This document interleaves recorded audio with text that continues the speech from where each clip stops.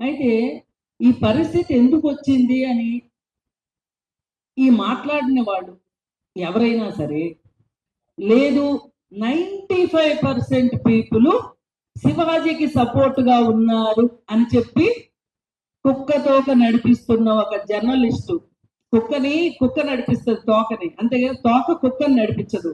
అలాంటి ఒక మహానుభావుడైన senior journalist మాట్లాడిన తర్వాత ఈ సమస్యకి పరిష్కారం లభించలేదు కాబట్టే మనం ఇక్కడ కూర్చోవాల్సి వచ్చింది.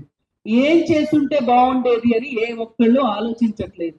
ఏంటి ఆ రోజు శివాజీ మాట్లాడిన దానికంటే ముందుగా ఆ ఫ్యాషన్ మాల్లో నిధి అగర్వాల్ పైన జరిగిన అప్పుడు, ఇప్పుడు మనం టెర్రరిస్టులు పట్టుకోవాలి అంటే జూమ్ చేసి ఏదైతే ఇన్పుట్ ఉంటుందో జూమ్ చేసి మనుషులను గుర్తిస్తారు కదా, మరి వాళ్ళు కూడా ఒక రకంగా టెర్రరిస్టులే.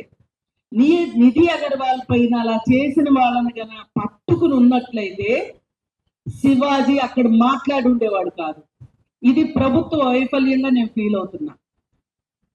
షీ టీమ్స్ ఉంది కదా, ఏం చేస్తుంది షీ టీమ్స్? పోలీసు ఉన్నారు, ఏం చేస్తున్నారు? వాళ్ళకి అవసరం లేదా? పోనీ సుమోటోగా అయినా తీసుకోవచ్చు కదా, ఎందుకు చేయలేదు? మొదటి రోజు ఈ టాపిక్ మీద మాట్లాడినప్పుడు మీరు టెర్రరిస్టులు పట్టుకున్నట్లే మామూలు సమాజంలో తిరుగుతున్న టెర్రరిస్టులు ఉన్నారు, వీళ్ళు పట్టుకోండి అని మాట్లాడితే ప్రభుత్వానికి చేయగొట్టలేదు. దాంతో ఇదేదో నేను ఒక సంఘ సంస్కర్తని అన్నట్లు శివాజీ మాట్లాడినప్పుడు అక్కడ కోతుల్లాగా కిచ్చ నవ్వారు. వాళ్ళు కూడా నిందితులే. అతను సామాన్లు అనగానే నవ్వారు చూడండి, వాళ్ళని జూమ్ చేసి వాళ్ళని పట్టుకోవాలి. నీకెందుకు నవ్వొచ్చింది? మంగపతి అని ఎంకరేజ్ చేశారు కదా, వాళ్ళని కూడా పట్టుకోవాల్సిన అవసరం ఉంది. వాళ్ళని పట్టుకోకపోవడమే చాలా మంది కోతులకి మాటలు వచ్చినాయి. ఈ రోజు ఇంతమంది ప్రెస్ లో మాట్లాడారు, గంటలు ఎన్ని రోజులండి వాళ్ళని అటాక్ చేయలేక, వాళ్ళకి సంస్కారం నేర్పించలేక జరిగింది ఇది. ఇక్కడ మగ పిల్లలు అన్యాయం అవుతున్నారు.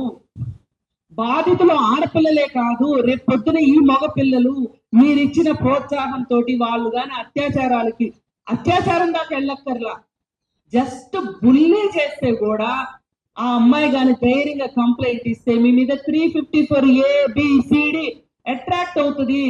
ఆ రోజు తెలుస్తుంది, తల్లులారా, మీకు తండ్రులారా, ఈవేళ మీరు 95% లో చేరిపోతే రేపు పొద్దున మీ పిల్లలు కానీ కేసుల్లో ఇరుక్కుంటే ఈ శివాజీ రాడు, ఈ సంధ్యారెడ్డి రాదు, ఎవ్వరూ రారు.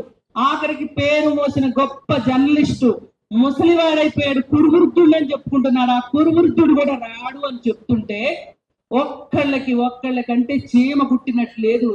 రోజుకి స్పైక్ పెరుగుతా ఉంది. దీనికి తోడు ఇవన్నీ జరిగిన తర్వాత ఇంకొక విషయం, గంగాధర్ శాస్త్రి అనబడే ఒక దగుల్బాజీ ఏం మాట్లాడాడో తెలుసా అండి? అందరి నోటీస్కి వచ్చిందో లేదో, విచిత్రమైన బట్టలు వేసుకుని, మగవాళ్ళని ఆకర్షించుకునే బట్టలు వేసుకునే ప్రతి ఆడపిల్ల నా దృష్టిలో వేశ్య అని పబ్లిక్ గా ఇంటర్వ్యూ ఇచ్చాడు. ఎంత షేమ్ అంటే నేను అంటాను, ఆ అమ్మాయి వేసలకు కూడా హక్కులు ఉన్నాయి, వాళ్ళ తరఫున కూడా మేము పోరాడతాం, భయమేం లేదు. ఇక్కడ వేసలు ఈ సమాజం తయారు చేయబడిన వాళ్ళు. ఆ వేసల దగ్గరికి వెళ్ళే విటుల సంగతి ఏంటి? వాళ్ళు గొప్ప వాళ్ళ?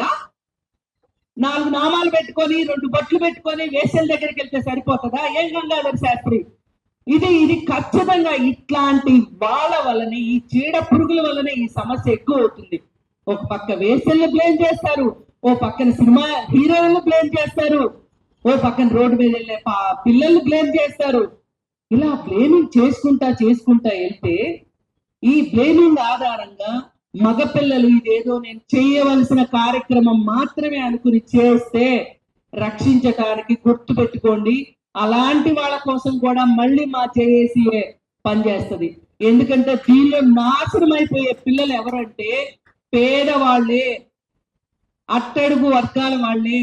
ఇప్పటికే వాళ్ళు ఈ ప్రభుత్వాల వల్ల అణిచివేయబడిన వర్గాల నుంచి వచ్చే మగపిల్లలు పాపం తెలిసి తెలియక యూట్యూబ్లో ఇవన్నీ చూసి డబ్బులున్న వాళ్ళు ఇక్కడ దాకా రాదు వాళ్ళ వ్యవహారం, వాళ్ళ డబ్బులే వాళ్ళని రక్షిస్తుంది.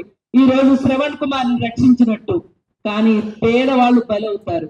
ఆ పేదవాళ్ళకు కూడా మేమే అండుంటామని చెప్తున్నా. కానీ ఇది సరి చూసుకోవాల్సిన సమయం, సమాజం మొత్తం ఆలోచించాల్సిన సమయం వచ్చింది అని నేను చెప్పాలనిపిస్తుంది. ఇంకొక మాట, మీరందరూ కలిసి మగపిల్లలకి రైట్ ఉంది, అమ్మాయి బట్టలే కారణం వాడు అలా చేయడానికి, వాడికి హార్మోనల్ ఇంబ్యాలెన్స్ వచ్చి వికారాలు వచ్చి అచ్చేస్తాడు ఇచ్చేస్తాడు అన్నందుకు ఈ చర్చలన్నీ ఒక కన్నడ యాక్టర్ చూసినట్లుంది బాగా. ఆమె ఏం స్టేట్మెంట్ ఇచ్చిందో తెలుసా అండి? ఢిల్లీలో వీధి కుక్కల్ని బయట ఎక్కడో షెల్టర్ లో పెట్టమని చెప్పారు కదా, మరి ఇలాంటి అబ్బాయిల్ని కూడా షెల్టర్ లో పెట్టాలేమో, అప్పుడే సమాజం బాగుంటదేమో అని చెప్తుంది. ఇది నిజంగా తల్లిదండ్రులు ఆలోచించండి. మీ పిల్లలు ఒక శివాజీ మాట వినో, లేకపోతే శివాజీ మాట్లాడింది కరెక్ట్ అనే 95% లో మీరు ఉంటే, మరి సమాజం మీ పిల్లల్ని ఎక్కడ ఉంచుతానంటుంది?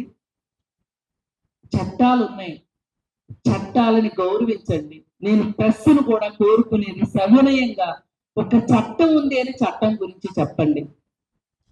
ఈ మొత్తం చర్చలో ఎక్కడ చట్టం అనేది లేకుండా అయిపోయింది. మనం చట్టంలో ఉన్నాం, అది గుర్తుపెట్టుకోండి.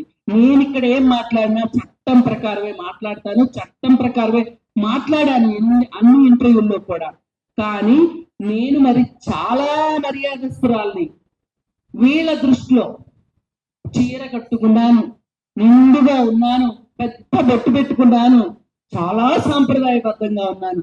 నన్నెంత ట్రోల్ చేశారో తెలుసా అండి? మరి అందరికంటే ఆద్యురాలు పూజ్యురాలు సంధ్యక్కని ఎంత ట్రోల్ చేశారు. మేమేం పాపం చేశాము మీరు ఇంత ట్రోల్ చేయడానికి? సమాజం బాగుండాలనే చెప్తున్నాం. ఇప్పుడు కూడా ఎవరైనా నష్టపోతే శివాజీ లాంటి వాడు కాదు సుమా. ఎవరైనా మధ్య తరగతి పిల్లలు నష్టపోతే వాళ్ళకి కౌన్సిలింగ్ ఇవ్వడానికి, వాళ్ళకి చట్టపరమైన సహాయం ఏదైనా చేయడానికి మేము సిద్ధంగా ఉన్నాము. మమ్మల్ని కూడా అర్థం చేసుకోండి. మేము ఎందుకు మహిళల పట్ల ఇలా మాట్లాడుతున్నాము ఇది అర్థం చేసుకుంటారని ప్రెస్ కూడా థంబ్నెయిల్స్ ఇష్టారీతిని పెట్టే విషయంలో కావచ్చు. ఏమండి, మంచి మాట సంవత్సరాల తరబడి నిలబడుతుంది, ఒక చెడ్డ మాట చాలా త్వరగా పాపులర్ అవుతుంది, అంతే త్వరగా మాయం అవుతుంది. ఇది గుర్తుపెట్టుకోవాలని ప్రెస్ను కూడా కోరుకుంటూ, అమ్మాయిల హక్కు, ఆడవాళ్ళ హక్కు వస్త్రధారణ, ఇంతకంటే మాట్లాడటానికి ఏం లేదు. వస్త్రధారణ గురించి ఇంకొకళ్ళు ఎవరైనా మాట్లాడాలి అని